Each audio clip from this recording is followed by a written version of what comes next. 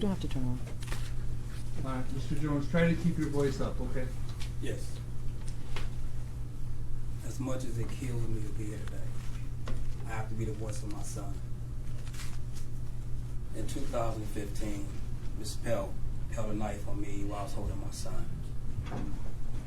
Later, 4th of July, same year, Ms. Pelt showed up at my house intoxicated, spitting on me while I was holding my son.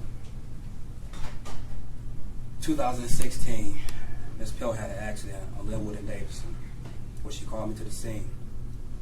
Wrecked the vehicle. Who knows who was injured in the vehicle that she hit, because that vehicle left the scene. But thank God her 2 babies wasn't in the car with her. My son was with me, and I'm sure her daughter was someplace safe. August 9th, I got a call from a stranger telling me that my son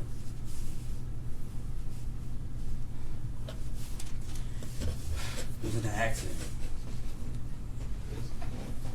Same time, the hospital called me and told me my son was fighting for his life. I didn't understand what was going on. Unbeknownst to myself, unknowing, I rode right into the scene of the accident.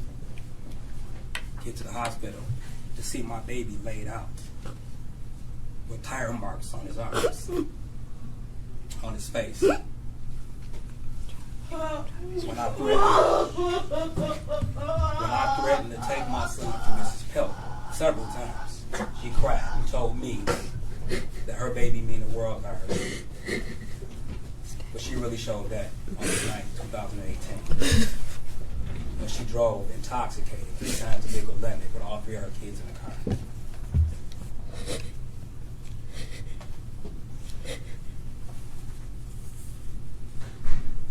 I don't know what else to say to this point. I don't understand none of this. Ms. Pelt knows what my son meant to me. She knows the damage she caused. And I'll never let it go.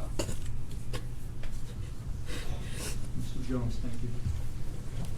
Mr. Zuski, anyone else? No, Your Honor. Anything you want to say? No, Your Honor, we just asked for the follow the All right, Ms. Carson, anything you want to say before I impose on? Your Honor, I would ask the court to follow the agreement, and I would also ask the court to consider, I'm retained, not ordering any attorney fees, of course, and additionally lowering court fees. My client has very little educational and employment history.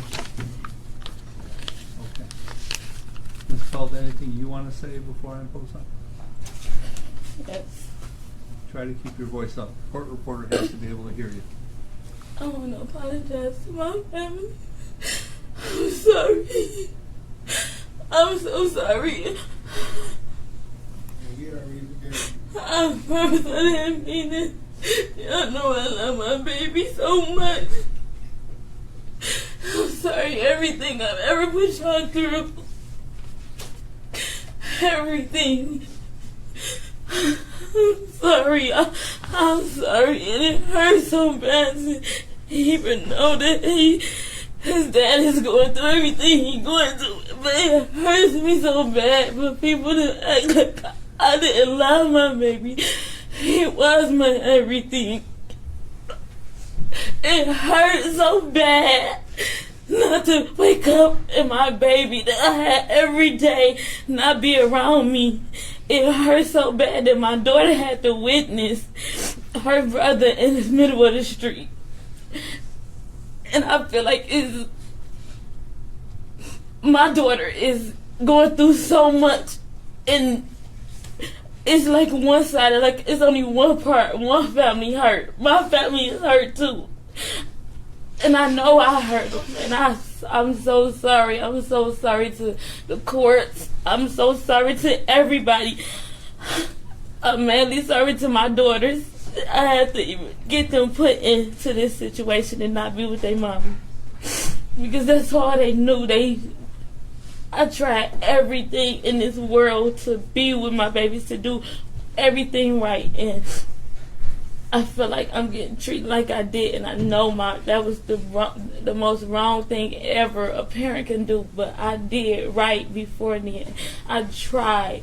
I called out. I asked him to help me. he wasn't there to help me when he asked for custody. It was like he was taunting me, and I lost my parents, so I don't want nobody taking my babies. I needed them. It wasn't just like I wanted my babies. I needed my babies. And I'm not the same no more. I don't think the same no more. I don't even talk the same no more. I don't like that I'm being put out there like I'm just a neglective parent. And I know it was wrong, but I did everything right by my kids. Tried my hardest if I didn't. But I apologize to everybody it hurt. Michael family on his dad's side, my family, and anybody that loved Michael. Thank you, Your Honor. All right, Ms. Pelt, you do have to understand that you made some really bad choices in this case. There's a history of some of your drinking, some of the problems that you may have had. These kids are unrestrained in the car. There are 3 kids. It's 7 o'clock in the evening, and you blew a .20, somewhere between a .20 and a .24, with unrestrained kids in the car. I mean, that's terribly negligent on your behalf. So when you tell me that you really care about your kids, I kind of sense that there's a little doubt in my mind because of what a risk you're putting them in. I know you're undergoing some therapy and some medication. There is a sentence agreement that was worked out with you and Mr. Zuski, and I'm willing to go along with that because you guys know more about the case than I do. The sentence will be 3 to 15 years in the State Department of Corrections on the OWI causing death, 3 to 10 years on the child abuse 2nd degree. You have credit for 13 days. Those 2 sentences will run concurrently. They'll run at the same time. We'll mark your file medical so you can continue to get whatever medication that you're getting. So right now, if you'll have a seat in the box, we'll get you some appeal papers, and I do have to advise you that you do lose some appellate rights by pleading guilty that you would have gotten if you went to trial. So just so you understand that. So if you'll have a seat, we'll take care of everything. Thanks, Ms. Carson. Thank you, Your Honor.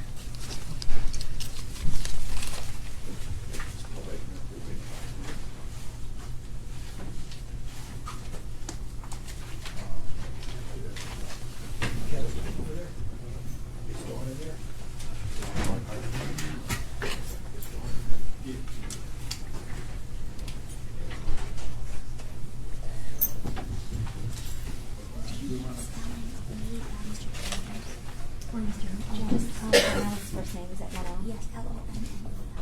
Thank you. I'll look it up, yeah. Sure. Thank you. You want to make a statement?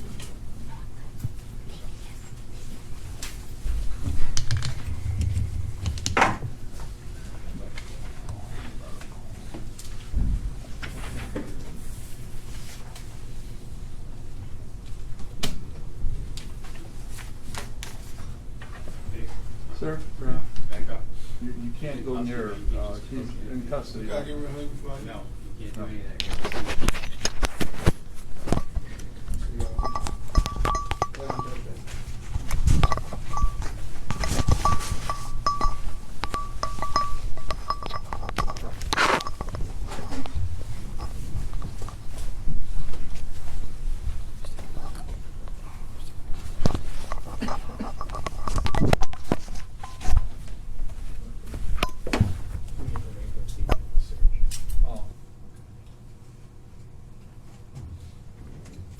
Right now, we're just waiting for a female deputy to search her, and then we're going to take her back. So that's about all that's going to happen right now.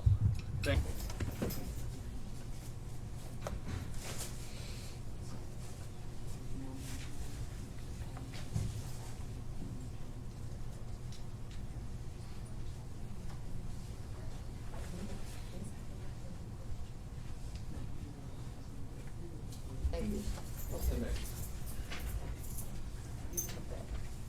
I love you, girl. Love you, girl.